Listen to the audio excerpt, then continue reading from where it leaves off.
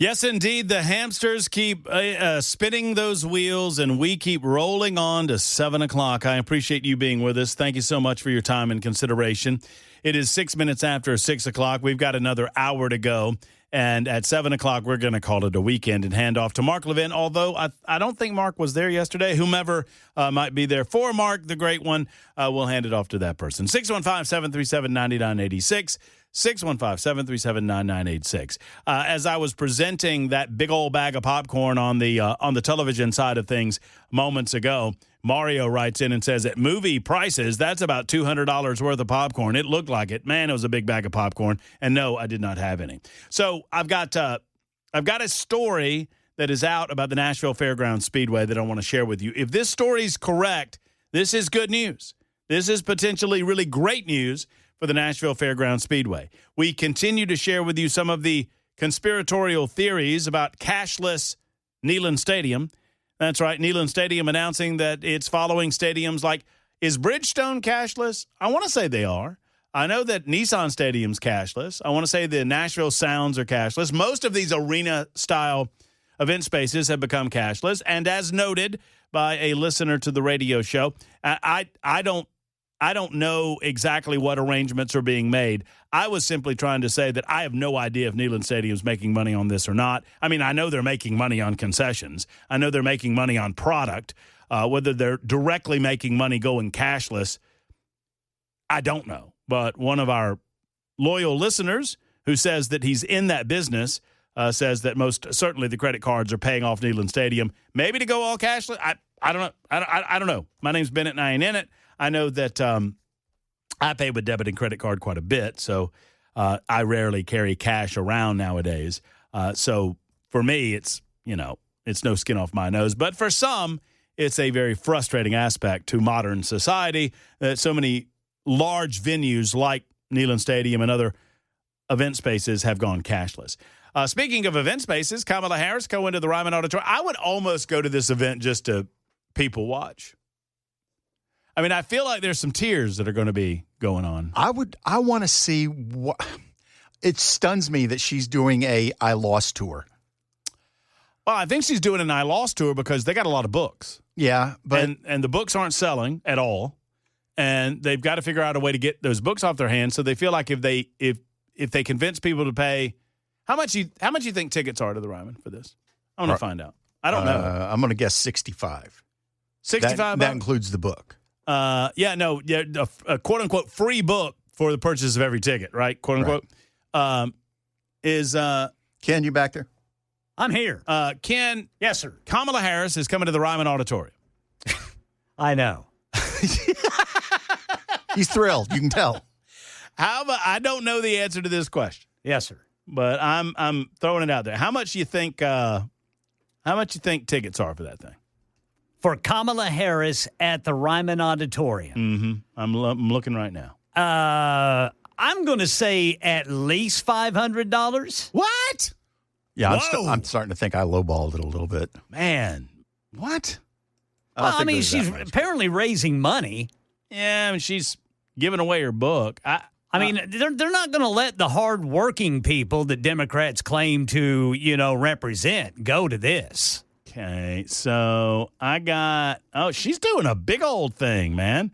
She's going to be at the Tabernacle in Atlanta. That's a great venue, by the way. Yeah. You ever been to the Tabernacle? Absolutely. Great venue. Well, it won't be anymore.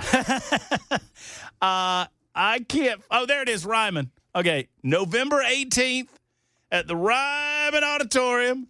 Kamala Harris. All right, I'm looking. I want 2 tickets.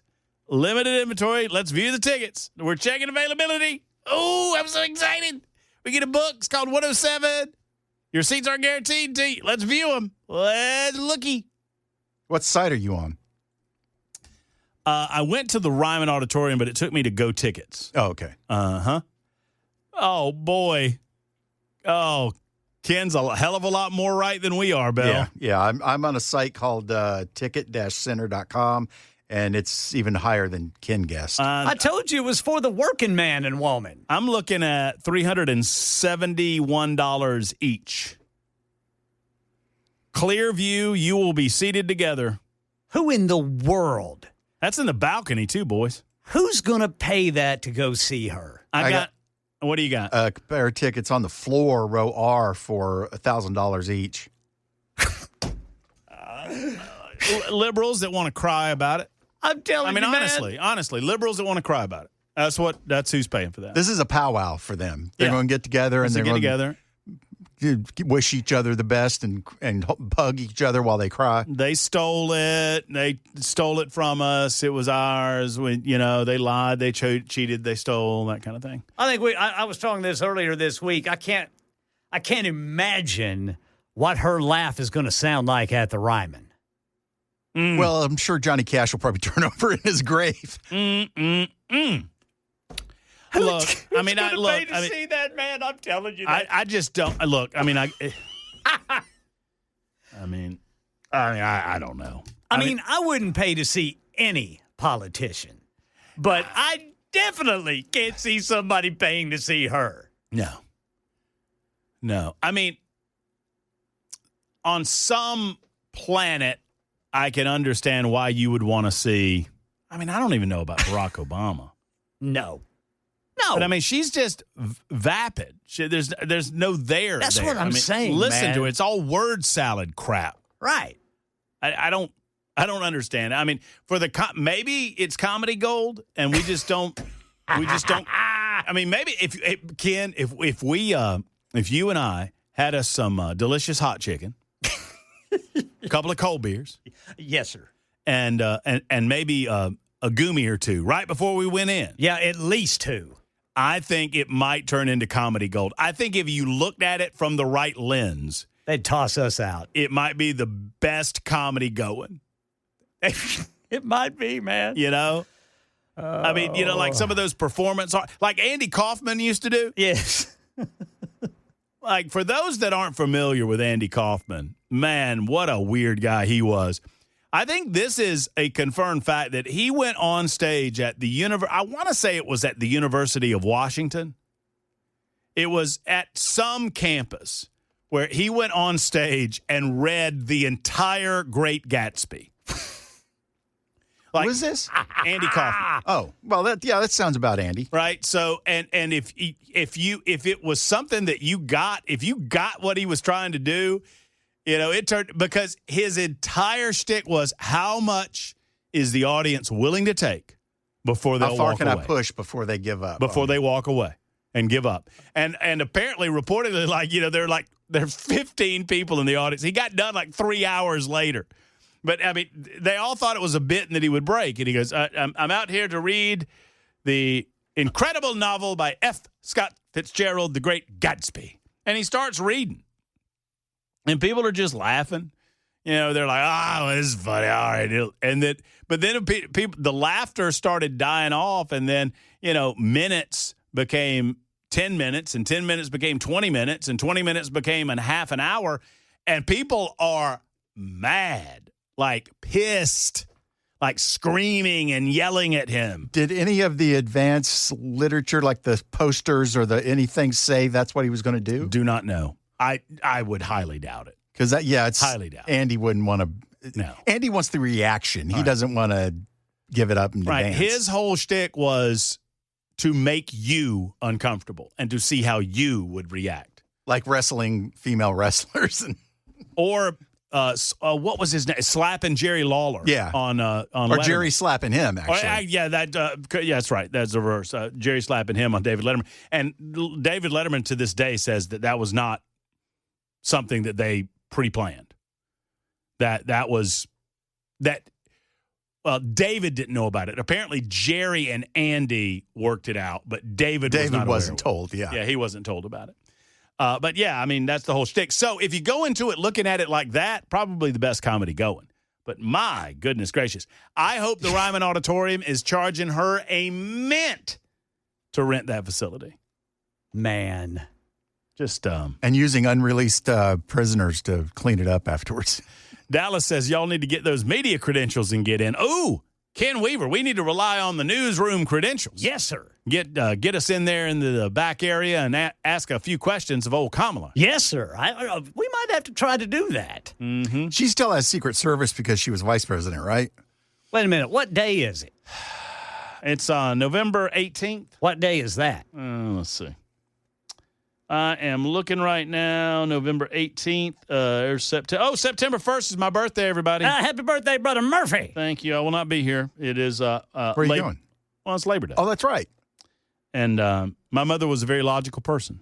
She went in labor on Labor Day. Labor Day, yeah. The 18th is on a Tuesday. A Tuesday. Well, dadgum, we're going to be at work. Yeah, dude. That's too bad. Yeah, it's too bad for her because I think she could really learn something from us. I think we might learn a few things from her. Like what an idiot looks like. Anyway, Super Talk 99.7 WTN. Your thoughts, your calls, 17 minutes after the hour. Let's get to Larry in Clarksville. What is going on, Larry? Hey, man, that's kind of hard to follow. Thanks for taking my call. Of course. I don't want to make light of the situation. I'm just glad that the headless person that was found was not Bill Kay. Yes, sir. Oh. Yes, sir. What did he say? He said he's Larry, don't make me laugh. Brother Larry's showing you some love there, Brother Belay. Larry, Ken, what's the news story? They found a decapitated body. Yes, they found a badly decomposed head.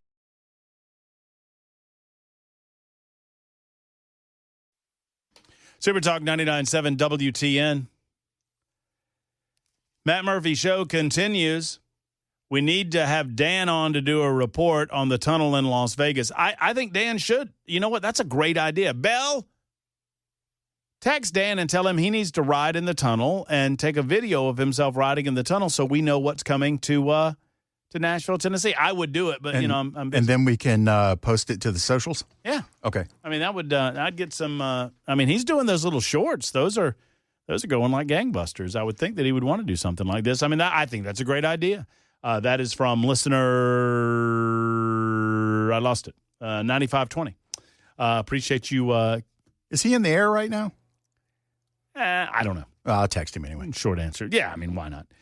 Lance is in the borough. We'll get to you in a moment, Lance. Danny wants to talk about Kamala Harris. Hey, Danny. Danny. Dano. The Dan Man. The Danster. Danorama. Goodbye, Dan. Lance. Dan's loss is your gain. How are you? Oh, not bad. I apologize ahead of time because I'm not calling to end your day with humor. I came across a story, Sun Valley Orchard versus the Department of Labor. I don't know if you've heard about it or talked about it, but the Department of Labor over the court, starting in 2015, essentially shut down a 125-year four-generation family farm for a clerical error, and the Third Circuit Court of Appeals overturned it. The part that's concerning is the Department of Labor has their own investigators, their own attorneys, their own judges, and their own appellate court. And all of them found these people guilty, and the Third Circuit said, you can't do that. I didn't know if you knew about it. I want to look into it to see, but I think that's the kind of corruption that we don't see that really sours people on federal government's abuse of power. So, wait, so you're saying there was a case involving Sun Valley Orchards. I just want to make sure. New Jersey, yeah. I just want to make sure. And they had a dispute with whom? The Department of Labor. And what was the dispute regarding? They had 17 seasonal workers who decided they didn't want to cut asparagus because it was too hard. So Sun Valley documented everything and let them go back home. And the DOL came in and said, because they checked a certain box on a form, that they owed like $500,000 in back wages and punitive damages to these 17 workers, of whom the DOL could only allegedly find 3 to do remote testifying that was not cross-examined. Okay. They could not prove anything. Like, and you're saying that, and they went through their own courts, the Office of Administrative Law Judges? Yes. Okay, let me. I'll give some details on that in just a moment. Lance, I got to scoot. I'm sorry I do, but I've got to get to the news. I'm very late. It's Super Talk 99.7 WTN. Coming back right after this.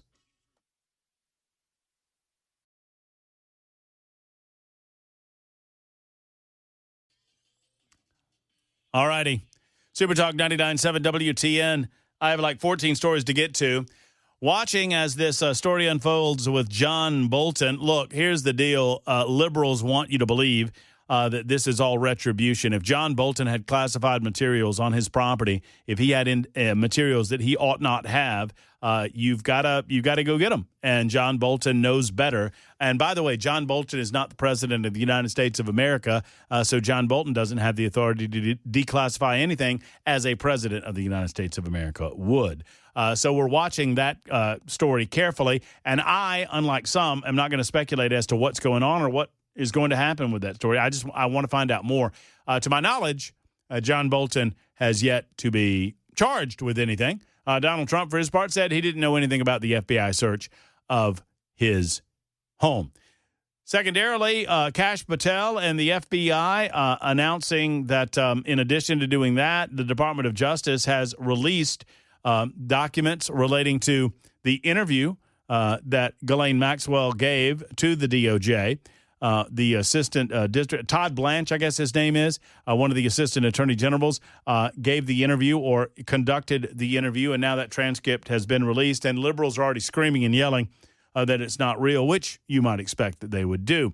I am told that the Cracker Barrel CEO has spoken out. I've not corroborated this, but I am told that the Cracker Barrel CEO is now saying that they believe the backlash is a minority of their customers. Okay? If that is true, we're about to FAFO, Cracker Barrel, because your customer base is not happy with the decision to change that logo. I don't believe, I said it at the beginning of the show, I'll say it at the end of the show. I don't believe that the revamp of the interior of the Cracker Barrel is the issue, but the revamp of the logo is a problem for people. And if your customer base finds it's a problem, they're going to stop coming. What did we say that Cracker Barrel has lost in market share? $100 million? Yeah, they lost $100 million at the close of the bell this afternoon. It's a lot of money. That's a lot of money for a logo change. I suppose you believe that it will all smooth over in the end. We'll find out together. In the meantime, Kilmar Abrego Garcia has been released from a jail in Nashville, Tennessee. I do not know why ICE was not there to receive Kilmar Abrego Garcia, but they weren't. And apparently he is headed back to Maryland. Hopefully he will be apprehended there and detained by Immigration and Customs Enforcement officials. We mentioned Kamala Harris is coming to the Ryman, and I think Scotty wants to speak on that. What is up, Scotty? Oh, my gosh. I can't believe that that's kind of like putting Octomom in charge of giving a speech at the Planned Parenthood. I mean, it's like, really? Are you kidding me? How has that happened in Nashville, Tennessee? I'm serious. When you're all talking about it, I go, no, I didn't hear that right.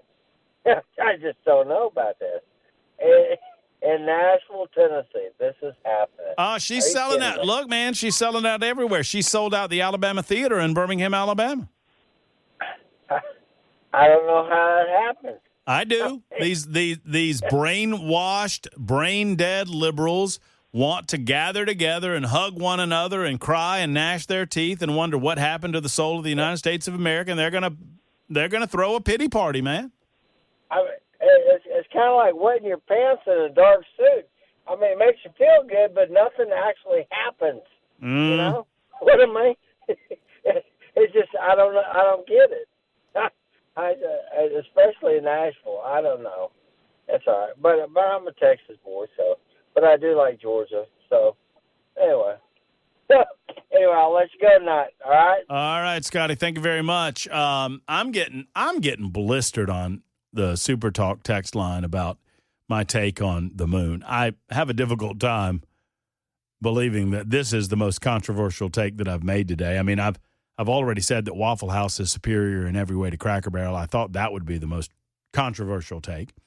I've said that I believe Lee Harvey Oswald acted alone. I thought that was pretty controversial. I have been on record for years as saying that Mount Rushmore looks half finished and they need to finish the job. Give those men torsos and clean up that rubble in the front of it. You ever been to or seen a photograph of Mount Rushmore? Yeah. They didn't even clean up the rock. That's a lot of rock to clean up. Well, but it looks crappy. Yeah. Clean the rock up. Didn't government build that? That's a good point. But I do want to leave on a high note. What I was getting to with 4317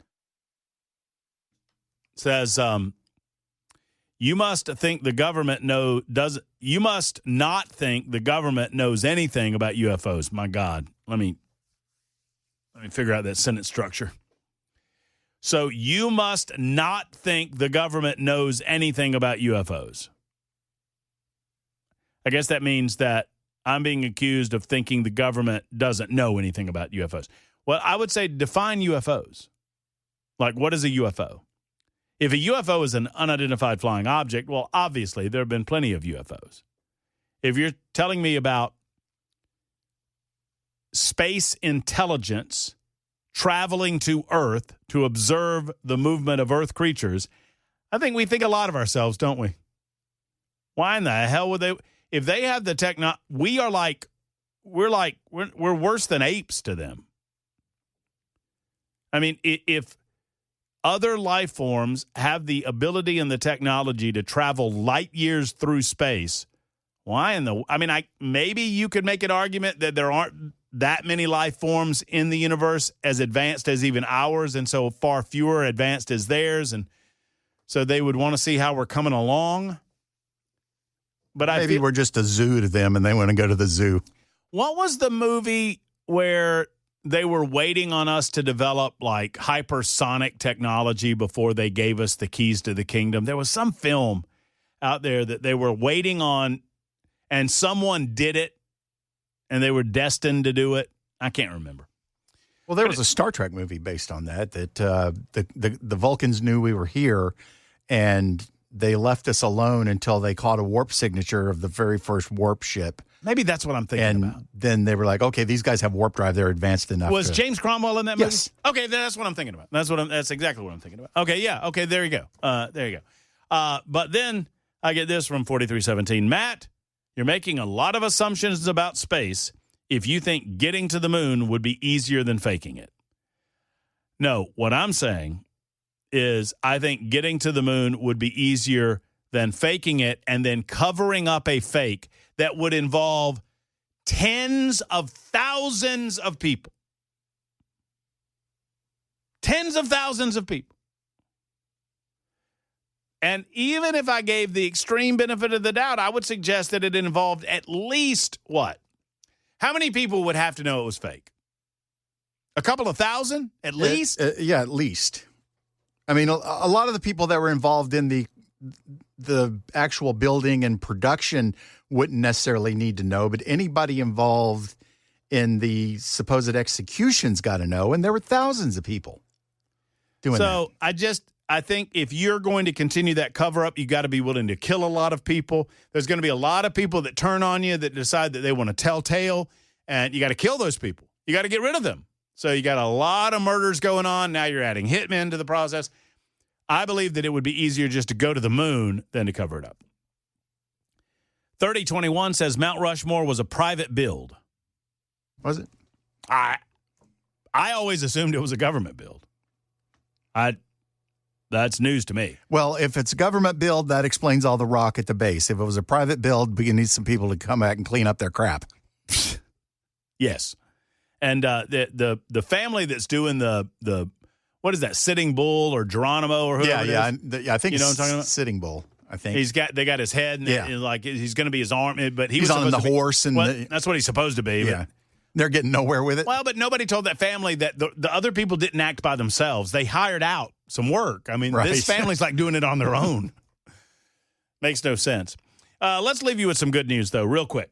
I think we might have a deal with the Nashville Fairgrounds Speedway. Jasper Hendricks, chair of the Metro Board of Fair Commissioners, told the Nashville Banner earlier this week that a deal between Metro Council and the Speedway Motorsports Incorporated organization to overhaul the Nashville Fairgrounds Speedway and to bring top-tier NASCAR races back to the area is nearly ready to announce. Hendricks said there would be more to share over the next several days and or weeks. We have known this administration will need to make a decision on the Fairgrounds racetrack. He says he believes that decision will be positive for the Fairgrounds Speedway and that there will be no financial obligation from the city whatsoever. I think most people will be pleased.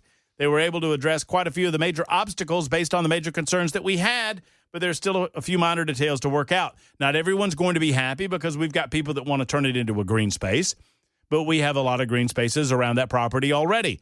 I don't understand how that would solve anything. Those people won't be happy. Nashville SC owner John Ingram won't be happy, he was quoted as saying.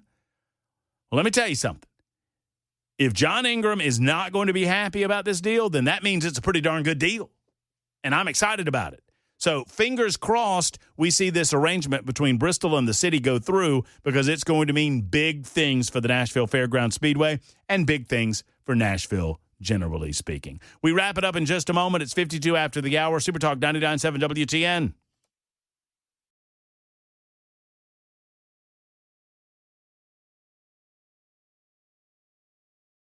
Super Talk 99.7 WTN. Plenty of deception out there without having to reach for it. Thank you for listening to the show. We appreciate each and every one of you. Dallas has written in and says, what about the Manhattan Project? A bunch of people kept their mouths shut during the Manhattan Project.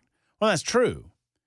There was also a singular goal in mind in terms of keeping our mouths shut, and we know about it now. I mean, people kept their mouths shut for, what, a year and a half? There came a point where that was no longer required, but if that point had not come, eventually it would have leaked. It would have leaked. I mean, in my opinion, we know about it now. That's the point. The secret was a year and a half, 2 years, and then, boom, secret over. We got the boom. We've got the boom. My comment was, because several are like, what are you talking about? My comment was that I think it would be harder to continue the cover-up of a faked moon landing in 1969 than it would have been to land on the moon in 1969. And this has led to me defending the idea that 9/11 wasn't an inside job to cover up $2 trillion going missing. So my question to 9/11 conspiracy theorists is, if they were willing to kill that many people and destroy that much property, why don't they kill you? I turned myself into a pickle and 9/11 was an inside job? Yeah. I mean, why don't they kill you? Why don't they kill me for even bringing it up? And I understand, I'm just a peon. A man that has a platform like you, I would not suggest pushing that narrative hard, but a little peon like me can talk about it. Joe Rogan talks about it. Joe Rogan is the biggest guy on the block when it comes to podcasts. Joe Rogan talks about 9/11 being an inside job all the time on his podcast. What about him? Why? So they're going to let people like that talk about it without killing them when they were willing to kill so many people? Very selective. Very selective. And I love you too, 5022. I love each and every one of you. I appreciate each and every one of you. 3550 is dead on it. 3550 says, well, see, Matt, you're a part of the cover-up. You're damn right I am. Well compensated, too. Thank you to Bell K, Headless Bell. Thank you to Ken Weaver, and thank you to you. Hope everyone has a wonderful weekend. Mark Levin or Fairfax Simile is up next. We'll see you Monday. Until then, hug your loved ones. So long.